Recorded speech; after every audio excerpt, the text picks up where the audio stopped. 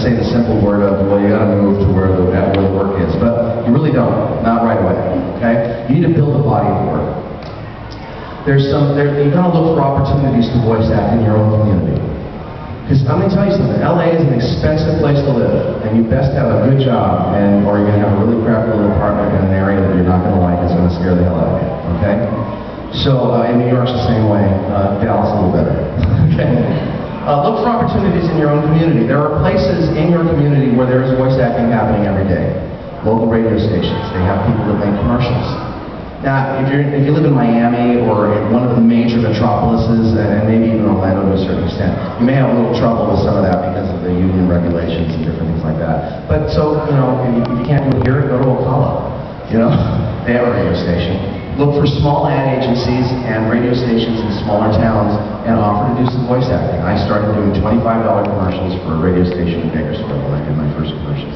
Already in the federal stations involved. That was my job. But it's a great way to get a body of work and to start learning how to do this on a regular basis professionally.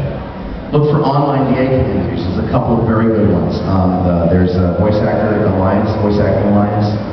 There's the Voice Acting Club. You may know that. Which?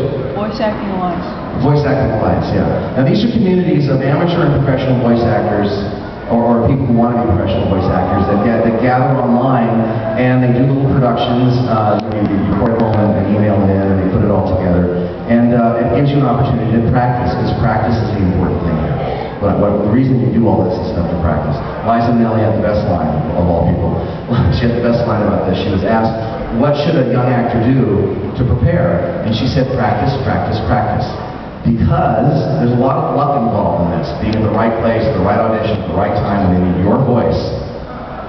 And if you're not practiced, and you're not ready to go, you're going to blow that opportunity and it may not come back around. Okay? So you want to get as much practice as you can. Local radio stations, local ad agencies, and whatever that is supposed to be. Oh, volunteer reading. This is a great way to do it, because here, you can read, you can perform, you're voice acting, and you're doing something good for someone. There's plenty of places in every part of the country where they do books for the blind. There's reading at libraries. There's reading for underprivileged kids. There's all sorts of opportunities to do that. Go and do that. It will help. It will help get you there.